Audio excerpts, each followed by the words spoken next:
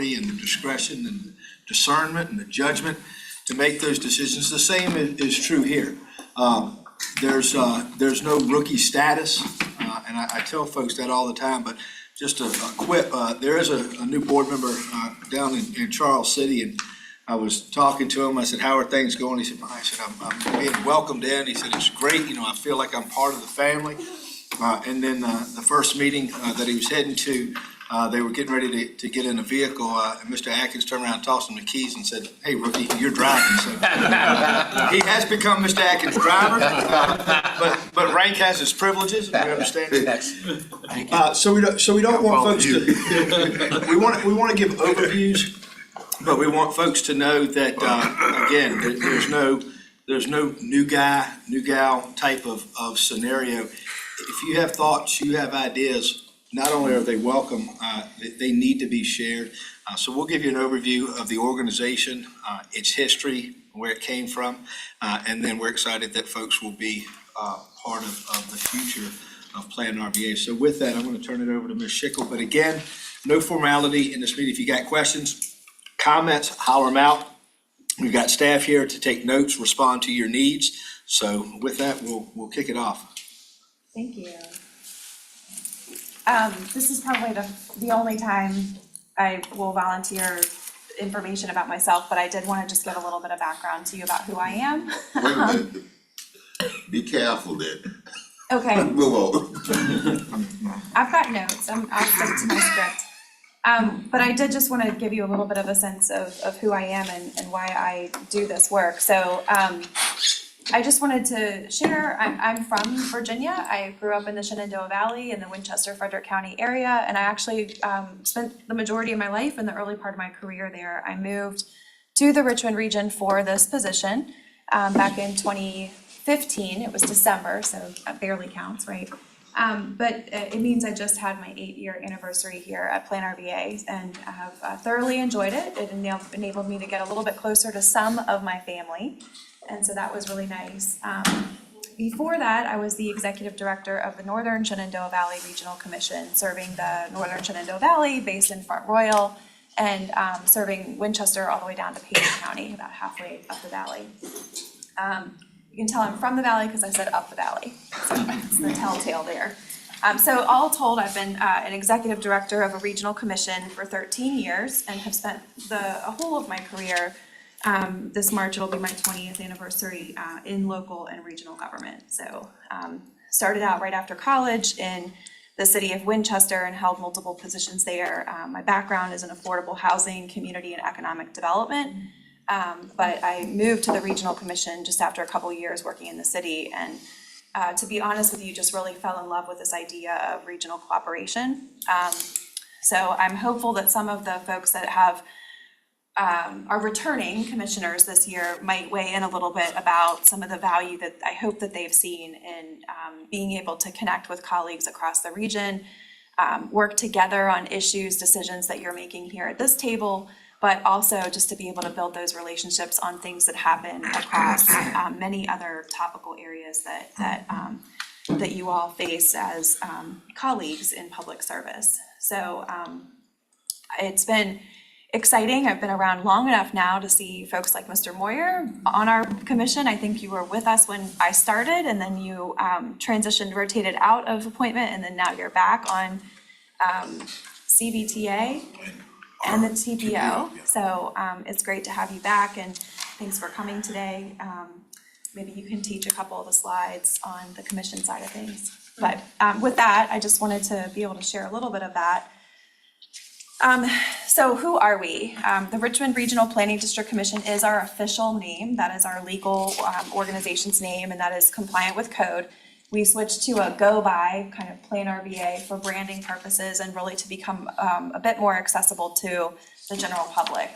Richmond Regional Planning District Commission, or RRPDC, is a bit of a mouthful, and we felt like that switch to PlanRVA in celebration of our 50th year was a great way to be able to reintroduce ourselves to the community and to be able to let them know that we are accessible and we are open to the public for public comment, public input, and communication around what the region should look like as we look forward.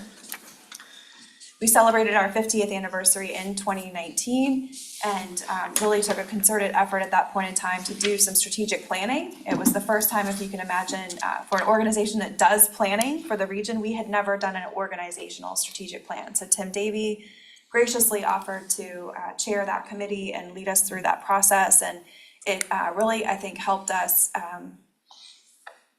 establish better relationships with our member jurisdictions, first and foremost, repair some of our challenges from an operational perspective, and really, I think, get on track to be able to make sure that this organization is a top performing organization in service to its members. So at our core, we're enabled through state legislation. In the late 1960s, organizations across Virginia were established. It's now known as the Regional Cooperation Act.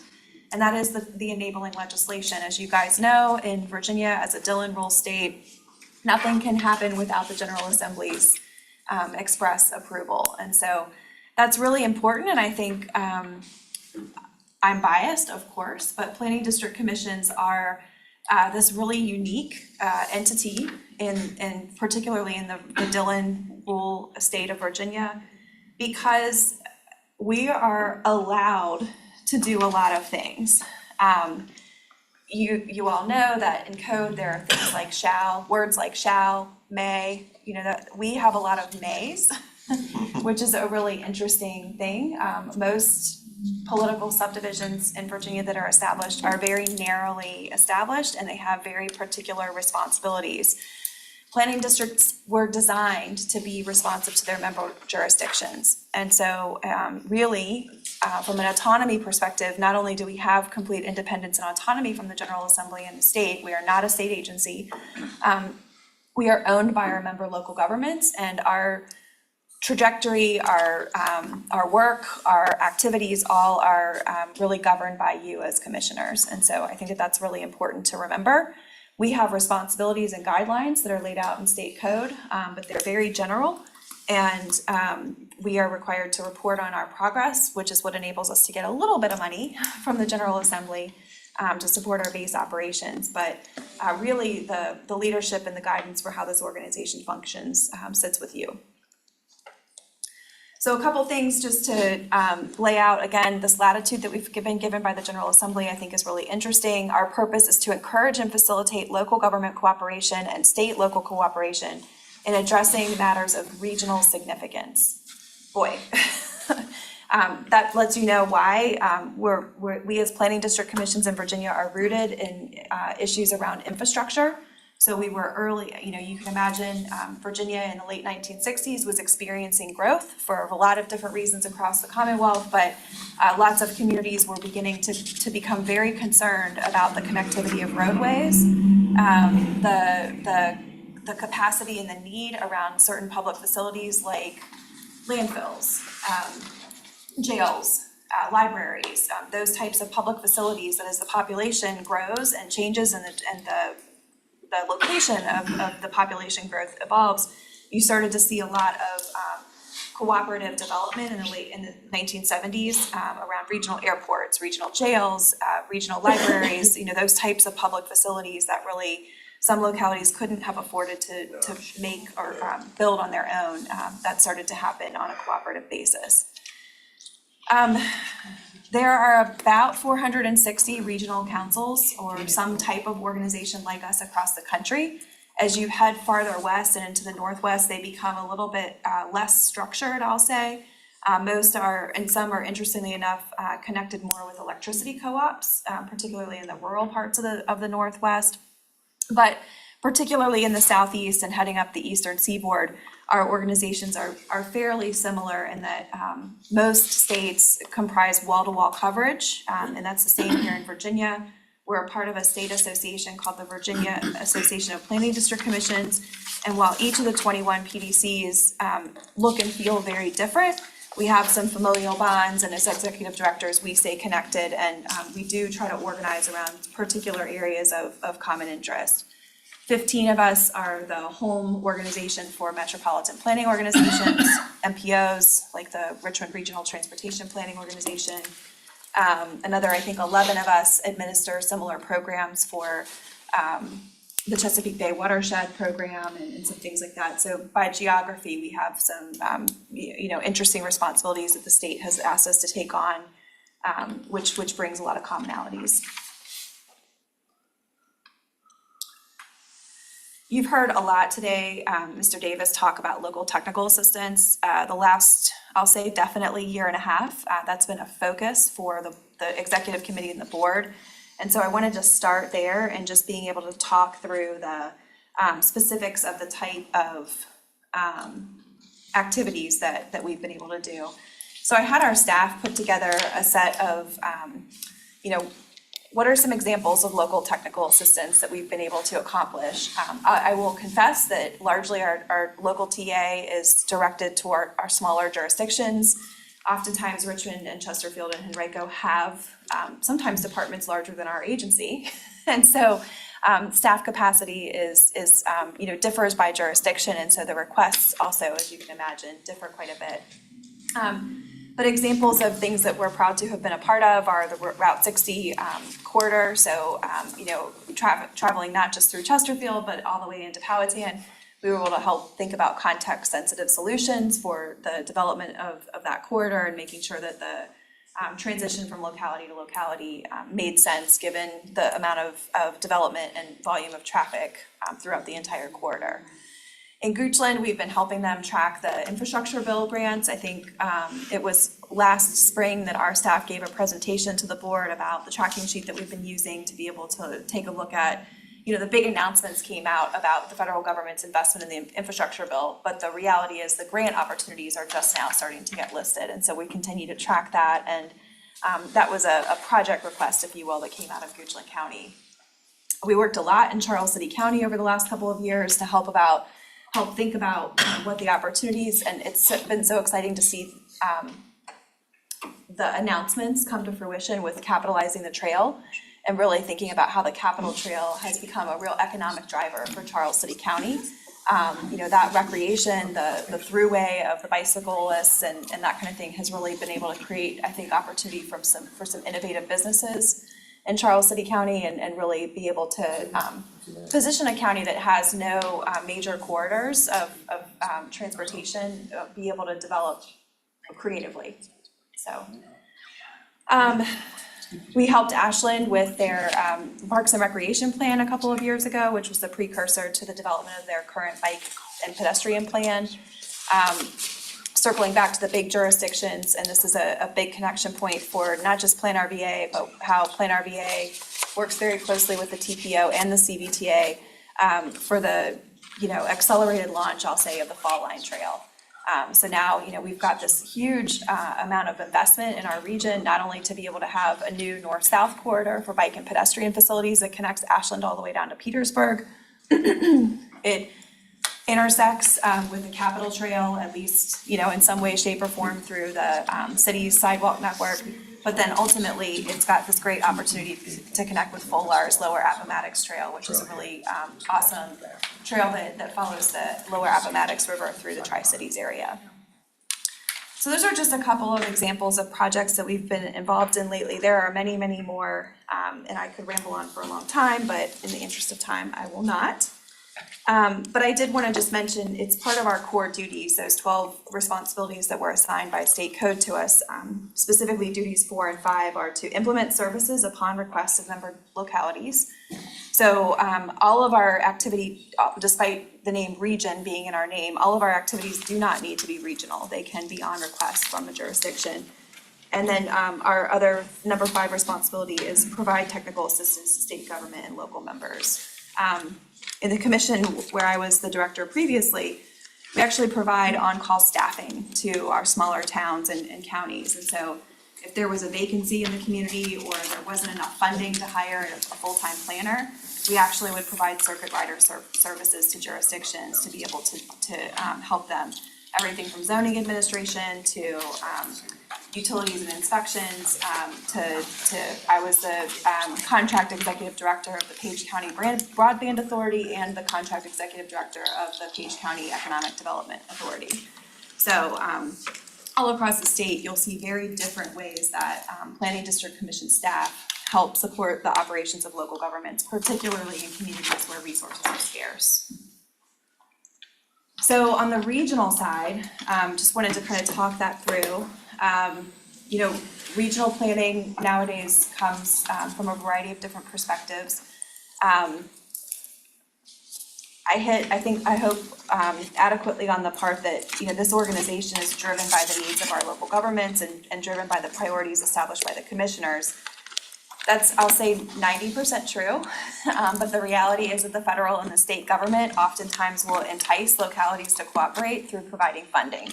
So sometimes regional planning doesn't always feel like it's your choice. Sometimes it feels like it's the hoop that you have to go through to get the money that you're trying to get. In the late 1980s, that's certainly how transportation funding was constructed and still exists today. So the federal government has a perspective that transportation planning, at least transportation investments made by the federal government, should be done on a coordinated multi-jurisdictional basis. We're fortunate that this community has had actual dollars available to invest in transportation, certainly not enough, but we've been able to allocate RSTP, what's it called now? I'm sorry. What's RSTP called now? STBG, State Transportation Block Grant? Surface Transportation. Surface Transportation Block Grant, thank you. They changed the acronym a couple years ago and I get my letters mixed up. Like, acronyms aren't bad enough. Yeah, right. Especially then when they change them. Yeah. But yeah, the Surface Transportation Program and then the Congestion Management and Air Quality Program, those are dollars the TPO has been allocating to the region for a number of years to be able to move transportation priorities forward. But of course, in 2020, with the establishment of the CBTA, that opened up a tremendous amount of new resources for, with a dedicated tax revenue to be able to allocate. So I say all that because we fully recognize that sometimes regional cooperation is not necessarily completely voluntary because you're encouraged financially to participate. And we recognize that. So as a staff, we try to make that as painless as possible. So when we are approached by the federal government or by the state government or by the localities, our process is the same. We try to understand the issue from a data-driven perspective. So we use data to identify, you know, what the opportunities are, what the challenges are, what the needs are, and we convene our local governments, whoever might be participating in that particular effort, to determine what the opportunities of common interest are, and then where we need to separate and be able to focus more on a local basis. And so I'll give a couple of examples in a little bit of areas where we take a regional plan, but then we kind of customize it almost to the nuances and the specifics of what's happening in your community. We also oftentimes will pull in additional partners and resources. So we've been working for the last 3 or 4 years through an interesting program funded by the National Oceanic and Atmospheric Administration to fund work in New Kent and Charles City, really where kind of the sole purpose, to be honest with you, is to be able to be a facilitator between the newly designated federal tribal organizations and the jurisdictions, to think about what the economic development opportunities are for those two communities that respect the historic, environmental, and cultural heritage priorities that those localities and the tribal organizations that have their histories there to be able to kind of coexist, if we will. Yep.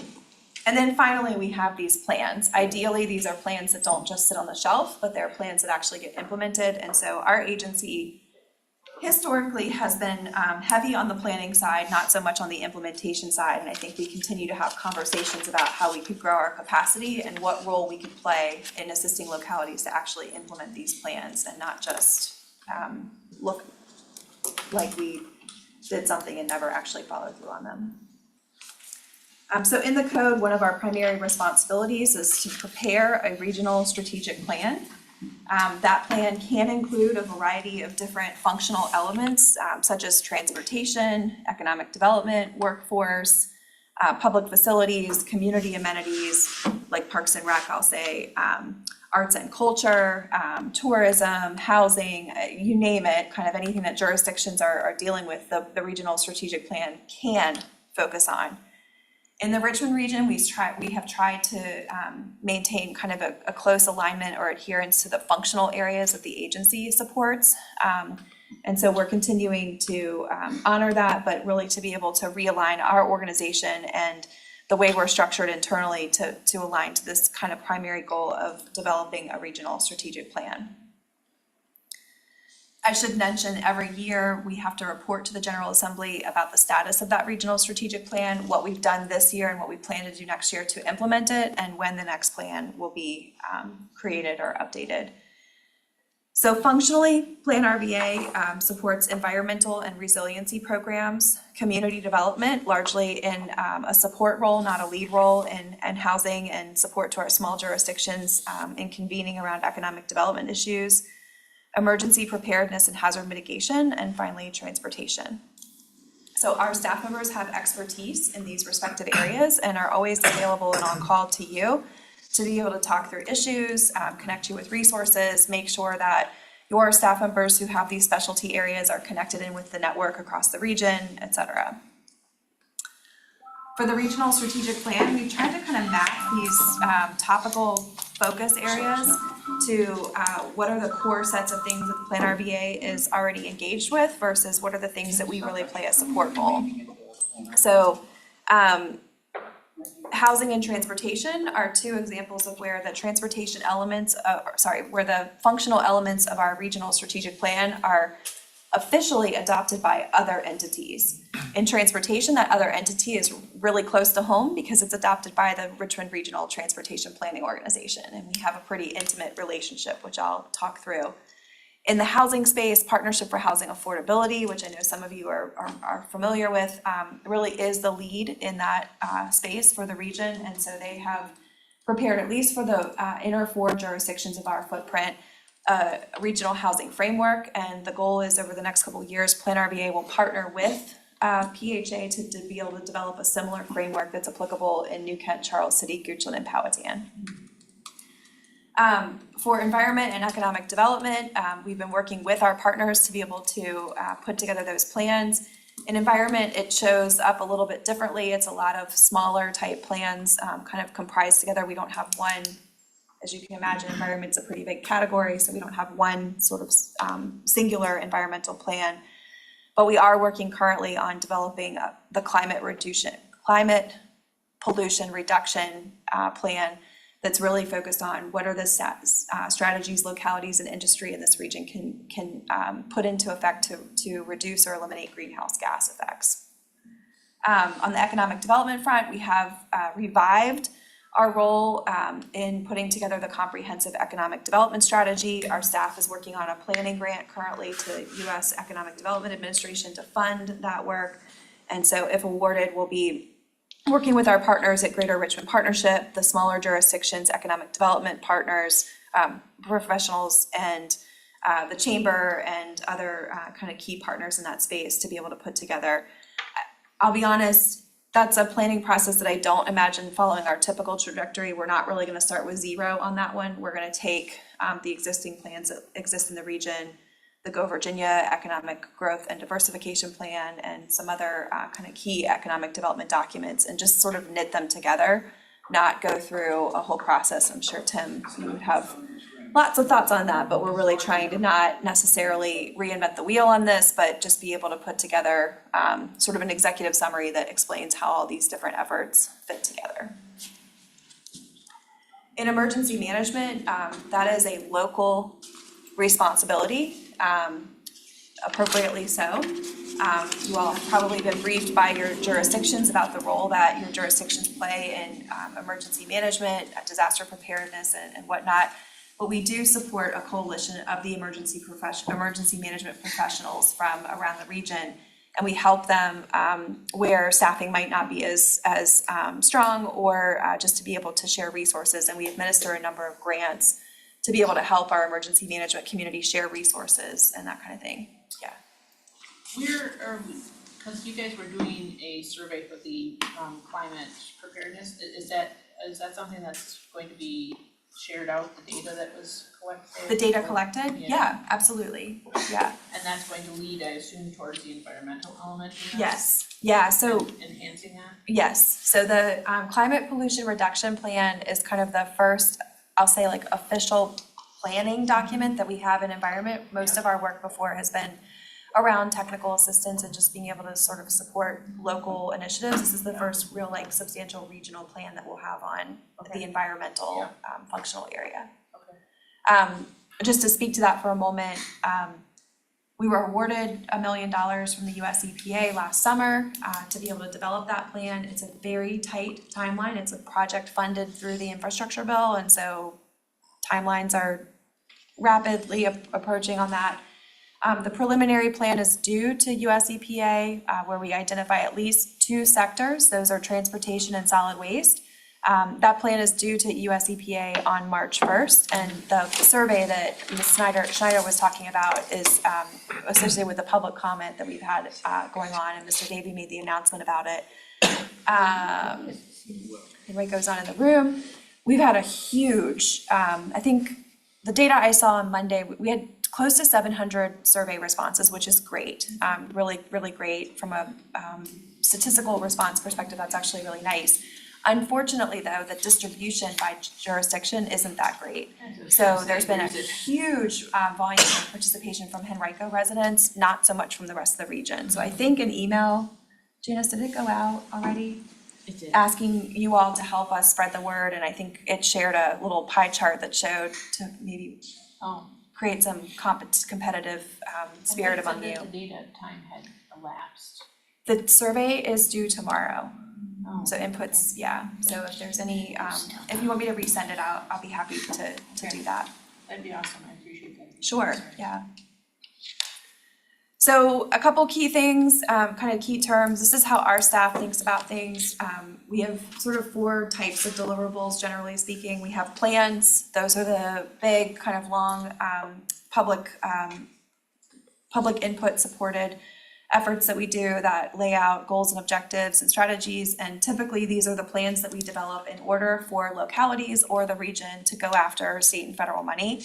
Oftentimes, again, the federal government particularly will incentivize regions to work together to develop these plans, and that's how you have to say that your thing that you want funded complies with this plan in order to get funded from the federal government. Studies are a little bit different. These are things that are oftentimes generated by people in the room and by our localities. They're particularly things where you're experiencing an issue that might be new or distinct in your community, and you want to understand that better. Oftentimes, like I said, that comes from a jurisdiction or set of jurisdictions, but sometimes it also comes from other partners. Those of you that were on the board last year might remember when Saren gave the report on the Police Chiefs Association and the data analysis that we did around the efficacy of training to be able to administer the Narcan. That's an example of where they asked us to do that study and be able to report on the results. Programs are some of the ongoing activities that we provide support. An example of that would be the last couple of years we launched and have been maintaining support for the Don't Trash Central Virginia public campaign. In essence, it's really just helping the localities adopt a common set of language around anti-litter. And we work with a coalition of all of the litter managers in each of your communities. Sometimes it's keep whatever community beautiful, or it might be named something different in your locality.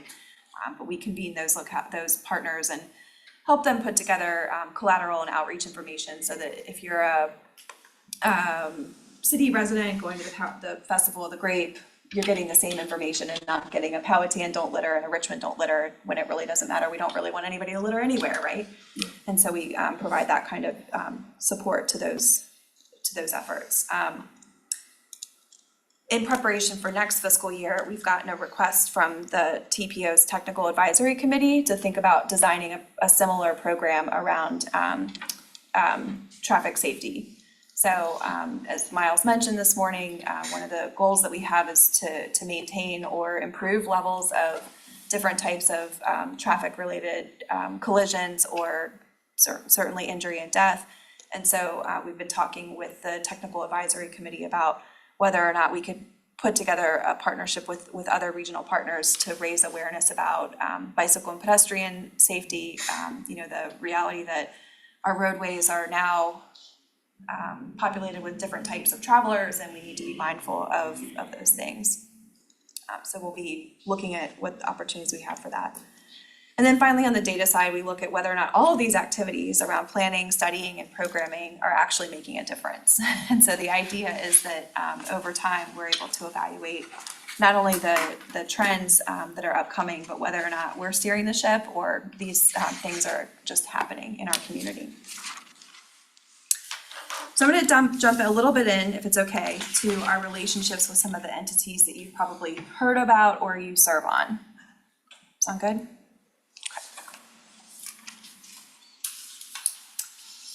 PlanRVA is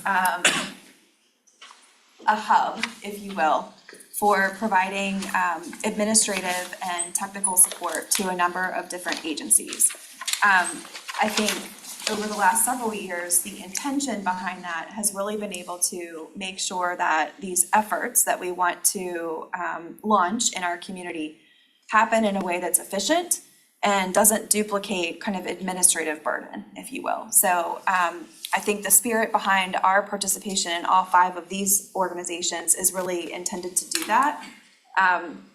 We have taken our role as regional convener very seriously and have worked to try to identify cost-effective strategies to be able to move key initiatives forward without recreating administrative burden. So quick examples I'll hit through.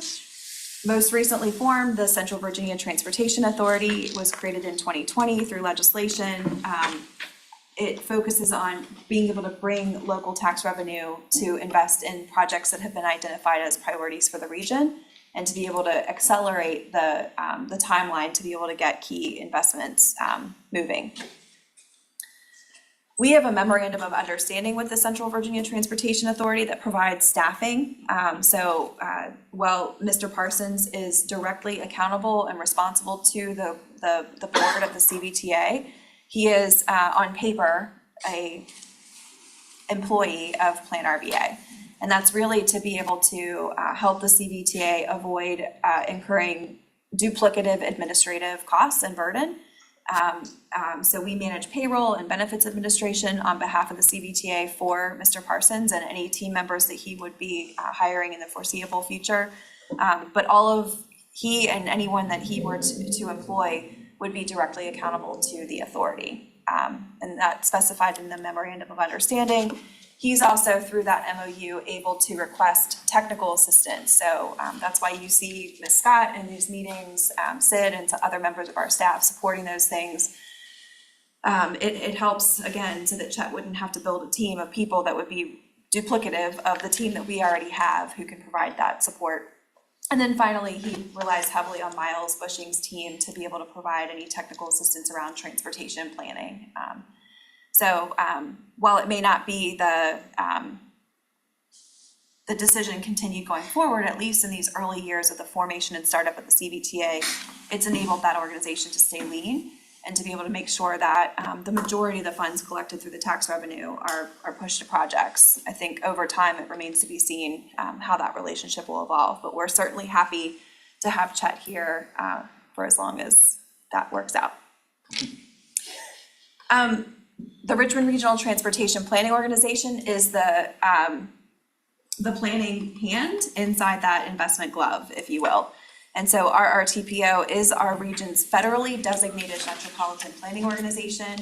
It's the federal construct that exists to be able to assure that we're in compliance with federal guidelines for investment of federal dollars. And it is the mechanism that Virginia Department of Transportation has adopted to be able to implement kind of key parts of the smart scale process. So as was mentioned, the TPO adopted its 10 projects to be submitted through smart scale last week. The PDCs also get another 4. So because our region has both an MPO and the Planning District Commission, we actually as a region are able to submit 14 projects, which is exciting. Again, PlanRVA and the Richmond Regional Transportation Planning Organization have a memorandum of understanding It was actually executed in 1984, and so we have been the host organization for the MPO since that time. Our responsibility under that is to provide the staffing for the MPO to carry out its work. So the policy board of the Richmond Regional Transportation Planning Organization sets the priorities annually. They develop their Unified Planning Work Program, and we adopt that on the commission side as the set of tasks that our staff are responsible for carrying out. We also serve as the fiscal agent. The RRTPO is not an independent organization. It is a federally designated and certified entity, but it is not an organization with legal status. By that I mean it doesn't have its own tax ID number. It's not a political subdivision. It is a governing board for the special purpose, but it doesn't have its own incorporated status. So we lend that to the TPO to provide all of the fiscal agent responsibilities. Probably for you as board members, those of you who serve as a TPO member, it's probably useful for you to know your D&O insurance, for example, is covered under the PlanRVA policy. So those kinds of practical things are handled on the administrative side of PlanRVA. And it's our job to make sure that all of the activities associated with federal certification are accomplished to make sure that the RRTPO can continue to do what it does in good standing with the federal government.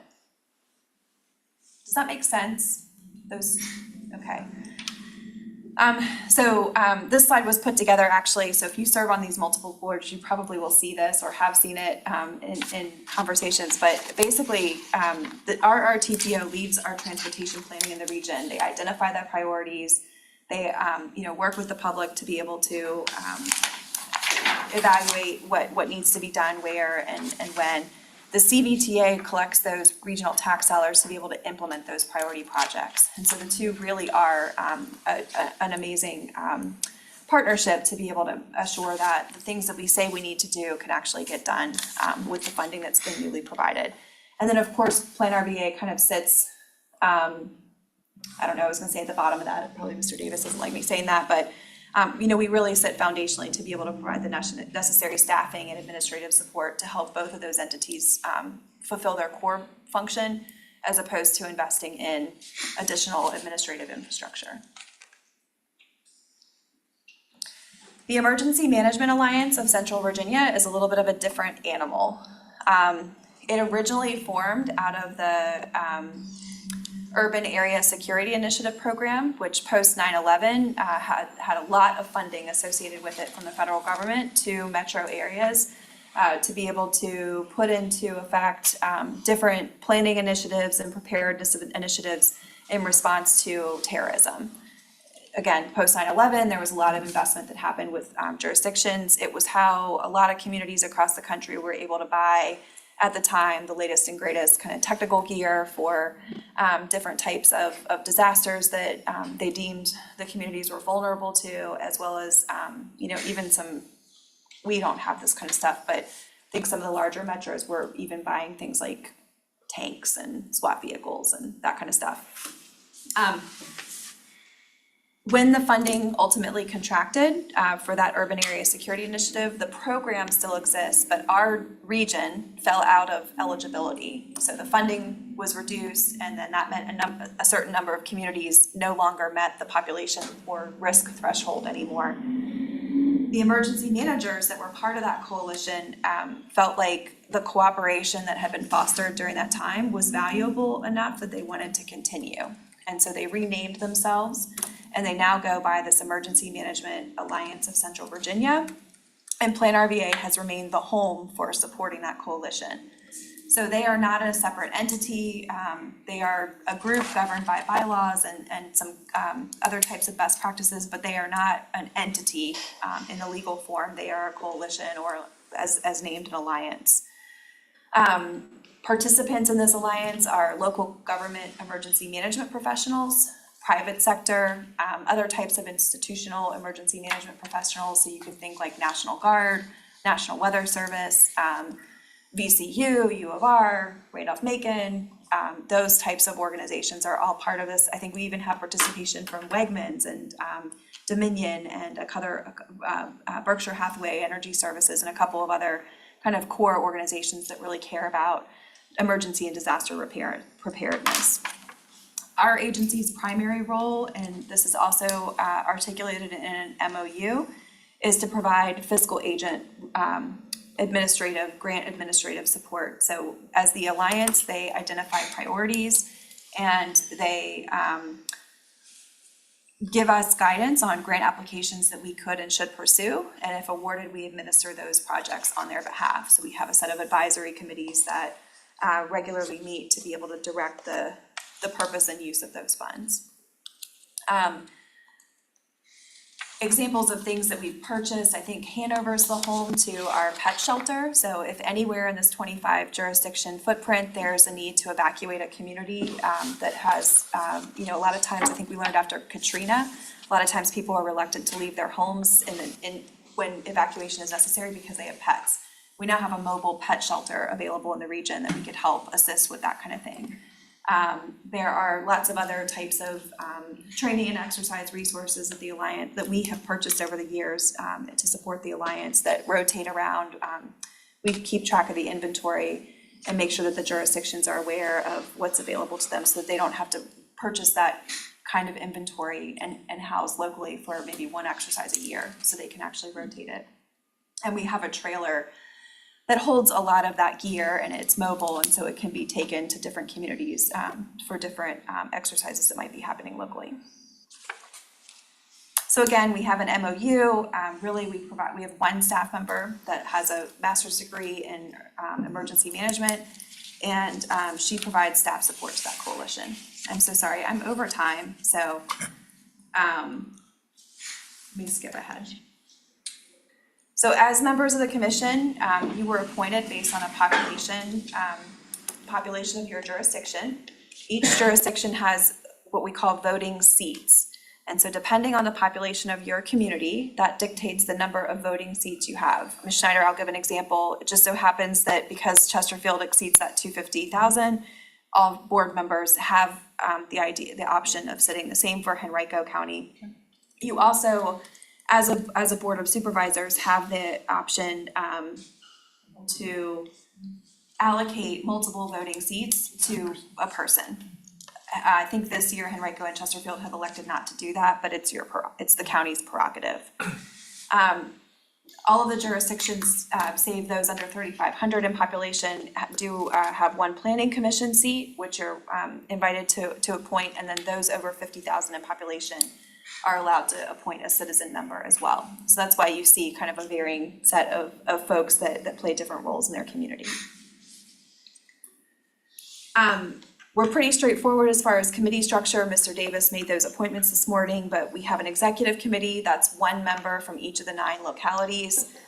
Going back to the voting, the voting structure for the whole commission board is weighted by population. So larger jurisdictions have more voting seats than smaller jurisdictions. On the executive committee, each locality has 1 vote. It is, I think, been the historic practice and favor of this region that most decisions of the commission happen at the board level. So the executive committee has fairly limited responsibilities and powers to be respectful of that population weighting. And then we have 2 committees that have been formed over the last couple of years, one an audit, finance and facilities committee, and the other public outreach and engagement. These are committees open to anyone who wishes to serve on them. There's no prescription of who must serve. It's been our practice to assure an invitation is given to our larger jurisdictions because they contribute financially the most, but anyone is welcome to serve on audit, facilities, and finance. I know Mr. Holland would be happy to have more folks join. And then it has been our practice of late to invite our citizen and planning commission members to all serve on the public outreach committee, with the idea being that that's just an additional network that we have to tap into to be able to reach the public when we need to. This is a bit of an eye chart, but it's our staff structure. So if you look at that second row, starting from the left, we have these partner organizations with whom we have these agreements. the CBTA, Emergency Management Alliance, FOLAR, which I didn't talk about, but I can fill you in individually later, the TPO, and then of course our member jurisdictions. Across that second row, these are our programmatic areas or lines of business. So we have a community development department, which is relatively new and kind of serves as the hub for local technical assistance and support to our other program areas. That's headed up by Barbara J. Cox. Our REMI division is headed up by Sarah Stewart, and that's Resiliency, Emergency Management, and Environment. Our Transportation division is headed up by Miles Bushing. Data Research and Technology is led by Mark Bittner. Community Relations is led by me, but Janice and Holly Gordon are both our kind of team leads on that in partnership with me. And then Administration and Finance is a co-led department between myself and Dan Van Dornick. So that's kind of our staff structure. And the idea is that we have these functional areas of competency and expertise, but throughout all of that, our goal is to be able to provide technical assistance in those areas. We're at the tail end, I promise. So just wanted to share, we'll be able to provide this digitally. If you'd like to sign up for the newsletter or share it with anyone else, you are welcome to do so. We've hyperlinked it, but you will also be getting communication with us. There's even a link to sign up at the bottom of every email that I send. We also have a blog where we do more long form articles and posts about things. Believe it or not, it's long form, but it's shorter than what we used to produce in way of reports. Remember when the packets were about 200 pages? So we've tried to move to kind of a digital, more, I think, pictorial look. Just a couple of reminders to walk away with. We're not a state agency, but we are accountable to the General Assembly through reporting. And the reporting is the basis for the state funding that we receive. Our funding mix is diversifying. We're about 85% federally funded right now, but the share of funding across those different program areas is changing. Transportation probably will always remain our largest program area. It is reflective of the fact that that's a huge priority for the region, but it also is just the reality of how the federal funding is channeled for this particular region. And it is your prerogative as commissioners to adopt our work program and budget priorities. I'll make recommendations to you based on what I think is practical and workable, and what our compliance requirements are to be able to receive certain types of funding. But it is always the board's discretion whether or not we want to accept that funding or not. And then finally, in support of our 2019 strategic planning framework, we are operating under kind of an annual set of key imperatives. But I think with the formation of this new committee, we'll be taking a look at that strategic plan and updating and revising over the next year. I just put a couple of different resources here. I'm sure everybody's become familiar with VACO at this point, but in addition to that, our state association works closely with VACO and BML, and so that's just another place to be able to stay connected to issues that affect local governments, and where leaders of local governments are able to connect and participate in conversation with one another. Whoops. And then our national associations that we're affiliated with are the National Association of Development Organizations. Mr. Davis and I both serve on the board of directors for that organization. And then the National Association of Regional Councils. Because of our population size, NATO tends to favor subject matter on economic development and mid-sized metro and small rural communities. NARC tends to favor transportation programmatically and focus on major metros. So we are a member of both because depending on the community that we're representing or thinking about, the topics kind of, go in both directions, if that's a fair way to say that. I think they cover the spectrum. Each has their own. So, And I'm sorry, I tried to go, I'm so sorry. So there will be leadership changes in July, and if anybody has any questions, we had a continuity plan last year. We did have the passing of a board member. We had a number of different things, so we do believe in rotational leadership, so everybody has that chance. But just be expecting there'll be an election to bring some new commissioners into their officer roles very shortly, and then you're gonna have another annual election in July. So, and if anybody cares to grab lunch and figure out how we got in this position, I'll be happy to tell you. But Mr. Byerly out of Powhatan did not run. Mr. Atkins was waiting on his election results before he came to an officer role. Ms. Page passed away, and this commission, so we'll be having elections there. But are there any questions? I know that's a lot. We tend to tell folks your first 4 years is an opportunity to learn the acronyms. After that, and with that, if you have anything for staff members or whatever, or they throw out a bunch of heavy acronyms, be able to, be sure to tell them. But thank you all for your leadership opportunities. Mr. Waddell? Just a couple comments. As I've said earlier, I garner a lot of information, relevant information, every meeting I go to. This was no exception. For me, it's a graduate course in planning and policy formulation. I want to share a couple of benefits that I've got out of one of the presentations, a seminar that they had, a presentation a couple of months ago. It was a affordable housing seminar with successes, failures, and things of that nature. I was working on Hanover's comp plan. That perspective brought benefit to me to make some recommendations to the comp plan. And a side comment here, while you're looking for solutions, one place to look to see how they do things is the Miami-Dade TPO. That's actually 3-in-1. Yeah. It's much more complex, harder to understand, but I've garnered some ideas from studying that. And a suggestion kind of earlier, I think the triumvirate of quality of life is housing, transportation, and education. Might we consider a seminar like an affordable housing on education? Different municipalities have different challenges and successes. What works for the challenges in Hanover might be applicable, let's say, in Richmond. I realize the superintendents probably meet at that level and exchange information, but the policymakers might benefit from a presentation on education and what's working there. And another thought. Years ago, Mike Chandler and the Virginia Certified Citizens Planning Commission Association gave full-blown training for potential commissioners. I think that's organization is moribund now. I don't know who's taken over. Might we consider something sponsoring that, maybe not giving it, but sponsoring that for future leaders at both the board level and planning commission level?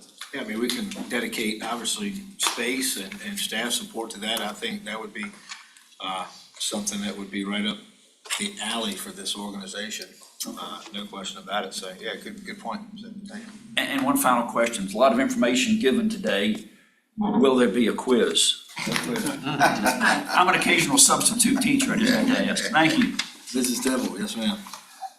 There has been a lot of helpful information. I do have some questions, but in the essence of time, would it be best if we were to send this information to us so that we could respond to you? And Yes, it will get posted and be available, but absolutely. That'd be and great. I'm more than happy to meet with anybody one-on-one, in small groups, that kind of thing. Certainly,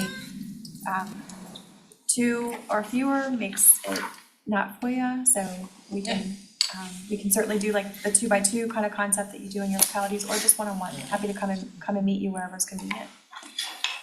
thank you. Yes, sir, Reverend. New Kent, I was told that VCU has a orientation program for new planning commissioners, and they were giving me an opportunity to go to that. But real person, I think you mentioned affordable housing strategic plan. Is that available? Yes, the current housing framework does not cover New Kent County, but I think that there are some strategies there that would be worthwhile for consideration. Probably because Hanover is included, and so from a community, kind of symmetry perspective, there's certainly parts of Hanover that resemble a lot like New Kent. So I can share that with you. Okay. And you're right, the program that Mr. Waddell was talking about, its legacy lives with VCU now. Yeah. So that's the same program. Period, death. this is the 10-week class, or was 10-week class for in-depth. 3 books, and I still have those books for reference. It's not quite the same as the citizens planning class of 5 nights. It's the graduate version, so to speak. Whereas the local municipalities will put on a 5-week thing in depth, but it's bachelor level, if that makes any sense, the 10-week class. How often went are to those, Snyder. how often are those available? Because I actually personally wanted to take it myself, just because. I'll check in. I'm And I I'm know on my memory, plan because I did the same program that Mr. Waddell did, but I'll check and we can confer with you if you're registered already. But we'll find out and get it information out. But it's the VCU one, right? Yeah, it's a certified local planning commissioner Yeah. program, I think is what it's called. And I mean, anybody can go, it's just, yeah. Got it. Anything else? Thank you all for your time. Thank you. Mine was, I took with a. Same here. Oh, okay, got that.